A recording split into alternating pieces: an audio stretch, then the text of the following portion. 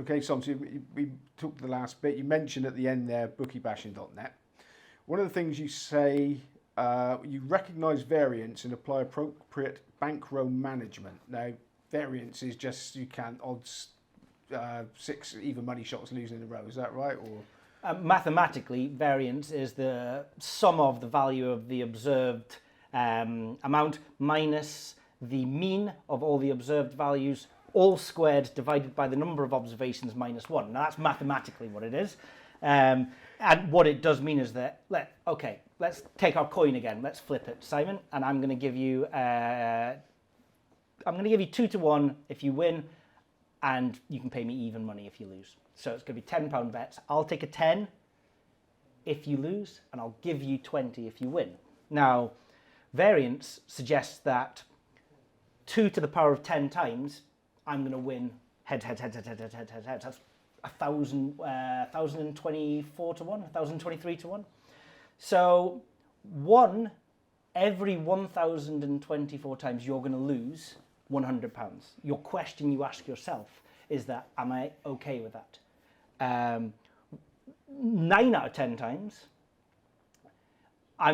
you're going to, flip that around. 1 out of 10 times you're going to lose 100 quid. 2 out of 10 times you're going to lose 30 quid. So you start looking at it as, I really don't want to lose my £100, but it's only going to happen once every 1,000 times. Is this acceptable to me? Is this variance acceptable to me?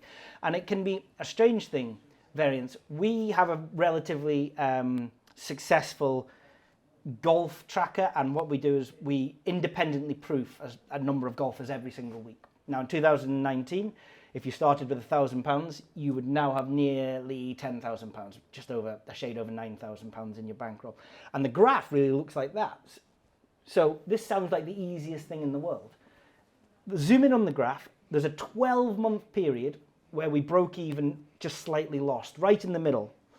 Now, can you sit there for 12 months, week after week, betting on golf tournament, and then after a whole year, you look back and go, I didn't make any money in the last 12 months? Well, you ask yourself 2 questions. Do I quit or do I continue? And the only way that you can answer that mathematically is studying the variance. How unlucky was that? And if you can turn around and go, that was only meant to happen once every 4 or 5 years, and so it would be extremely unlucky to happen in the next year, you might think, okay, let's reload, let's keep on going, and I'm happy with the strategy. And if the variance simulation said that was only meant to happen once every 1,000 years, you might want to turn around and go, I think I might have got something wrong in my mathematical modelling here, because that sounds a bit unlikely to have occurred in my lifetime. Now, does that mean there's a purple patch ahead, a really good purple patch ahead, or is that not relevant at all? We've lost in the last year, and we shouldn't have done, or the variance calculation simulation is showing that we shouldn't have done. What's going to happen now, this week in the Live Portland tournament, has absolutely no relationship to what happened last week. This, of course, this is the gambler's fallacy argument. And I found it very interesting with the gambler's fallacy. There was some psychologists that they asked a bunch of 5-year-olds. They said, I'm going to flip a coin and 5 times and it goes heads, heads, heads, heads. What's it going to be on the 5th flip? And almost all of the 5-year-olds said tails, because the universe owes a debt to what has previously happened. This being the gambler's fallacy. You get to 10, you get to 12, you get to 15 years old, and you find that the percentage of people reduces down to about 15%. But then at 15%, it just stops. And forever in life, 15% of people will still say, it'll be tails next time, thinking that what's about to happen has a relationship with what's happened in the past. Perhaps this is something to do with, it's an argument that may need to be, I think, brought to the surface in terms of problem gambling and things like that. But certainly, looking forward, your historical events, unfortunately, that losing run means nothing. All you can do is continue trying to make your best solution, your best decision making with the information that you have at hand. Okay, and you say that you compound value whenever you can. Right, okay, so 2 singles. This one's 105% EV, and this one's 105% EV. So I take both singles, I've made 10%. I've added the 2 together, right? But if I compound and multiply them together, I've made 10.25%. when you multiply two different plus EV bets together, the product is more than the sum of the parts. Now, this can work really well in your favor in the same way that bookmakers like to push accumulators. Negative EV bets compound on the bookmaker side, positive EV bets compound on the professional punter side, with the added bonus that Matt Trenhill was telling me he did a study of, this was for some bookmaker or some sports betting service, a study of what indicator is the number one indicator for determining if somebody is a sharp customer or not, and it is the placing of singles. So people that place multiples tend to be recreational. Well, as a professional punter, we've got two things in our favour now. We're compounding the value, we're creating money out of thin air, we're turning water into wine, whilst simultaneously avoiding detection and avoiding restrictions. And all of a sudden, compounding value is our best friend. And so through football coupons to lucky 15 horses to even golf tournaments where I like to take the PGA winner and throw it in with the DP World Tour winner, compounding value has many benefits and very few side effects. Okay, now you also said that you're not tipsters, but you benchmark your bets against appropriate sources. How does that work? Transparency is key. So I mean, we all laugh, I hope, at Twitter tipsters, but anybody that says, I think Manchester United are going to win tonight and 3-1 is a good price, the first immediate reaction should be why? What data has gone into that? Where are you benchmarking it? How have you come up with the fair odds? Where is the algorithms in the background? So what I always like to do is I don't just like to provide bets. I make sure that the data source from which I've got my bets is referenced and live. So I have databases for corners, goals, cards, 180s and darts and all these things, and they're all live and they all move as the market moves. And if at any one time you want to come and take a bet that I've suggested, you can drill all the way down into the data and make sure that you agree with the data. If you don't agree with the data, don't take the bet. That's the personal responsibility. So first of all, we're not tipsters because we provide the data from which we have determined that these are good bets. And then secondly, all of our calculations and methodologies are open, they're transparent, they're written up, and they're available for sort of criticism, sort of positive criticism. And so that, I think, benefits in a lot of ways because, you know, there have been occasions we've simply got something wrong. We can't ever get everything perfect every time. And the benefit of having all of these things transparent is somebody in the community sticks their hands up and goes, guys, that doesn't look right. And that benefits all of us because we can then go and fix it. Which brings me nicely on to going back to your backstory. Your generosity sharing your knowledge for free online led to you being approached by syndicates, which I assume ended up being a profitable experience for you. Yeah, I mean, the syndicates are definitely not an easy way of making money, but they certainly make money in an industrial fashion that is almost impossible to do by yourself. I was actually in a early sports betting forum posting some equity graphs, and 24 of us formed a WhatsApp group. Again, this wasn't quite the syndicate, but we were all starting to share information a little bit more privately than on a public forum.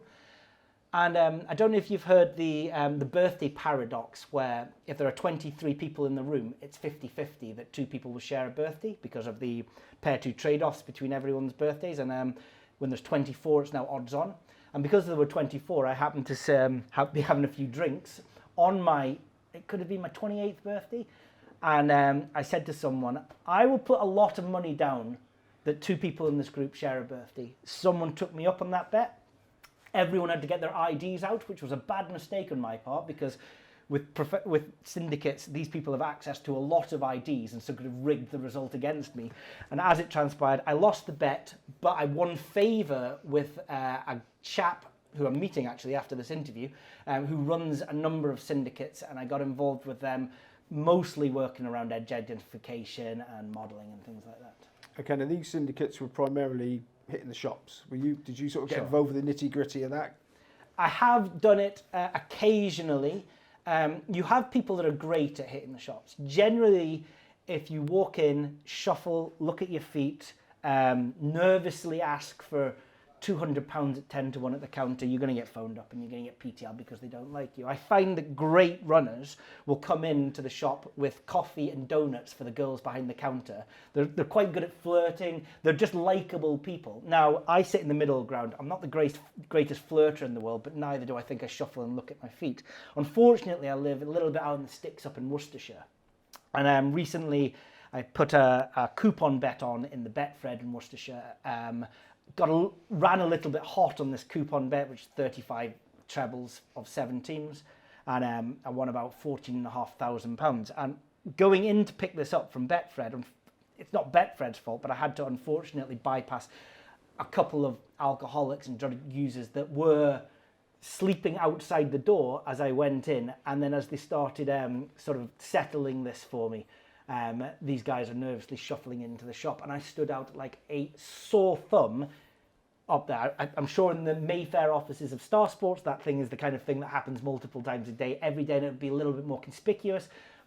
Up at my local betting shop, not so much. So unfortunately, I've got to give them a little bit of a wide berth and rely on other people to get on for me. We do now, that's for sure. So how big an operation was it?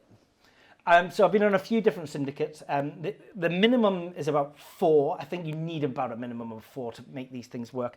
I've been on some that have been as high as about 25. And these guys, they would hit particular horse races and they'd be looking at, 6-figure returns from the horse races with £1 million turnovers going on them. And they're extremely well organized. The guy that sits at the top, it's the organizational skills that gets this together. You need people management skills. You need to be able to get a lot of money moving and chopping and changing, which over time does get a little bit harder because you have to start explaining it to various places where it's come from and say, oh yeah, this person I didn't know just had to transfer me 10 grand because he was on the horse that had to win, kind of a thing. So they can be quite sizable, these syndicates. Okay, you mentioned, I think in the first part, that you were looking for new edges. Yeah. Where did you start looking for a new edge? You start by staring and staring and staring at the odds that are available. So nobody can come up with an edge without knowing what markets are available to identify. And one of the things we have to do again at bookie bashing is we have to split edges into things that can take sustainability and money being placed on them and things that cannot. So one of the things that always intrigued me was the requester bets, the what odds paddies, the pick your punts, the your odds, these same game multiples or same game parlays that exist in football games. These are the kind of bets that the bookmaker loves them because they think they're all bad, but there are tens of thousands of them for every game. And from that perspective, those two facts, there are tens of thousands of them for every game, and the bookmaker thinks they're all good for the bookmaker. I think I want to get an edge. I want to somehow find a way of coming up with a model that does my own modeling for corners, cards, player bets, and goals in time periods of a game. I want to find a way of scraping all the request bets and the your odds. I want to model them myself, and then I want to rank them. And, if there are tens of thousands of bets out there, I bet the top few are good if we can go and bet on them. So it's about opportunity. Whereas an Irish horse race at 2 p.m. on a Tuesday afternoon, and the only way you can get value is betting on a horse that is a higher price than the exchange. There's no sustainability in that. There's no long term. So yes, it could be a long-term strategy, but no, you're not going to be able to do it over and over again and continue to profit from it. So it's about looking at the opportunity and how sustainable it is.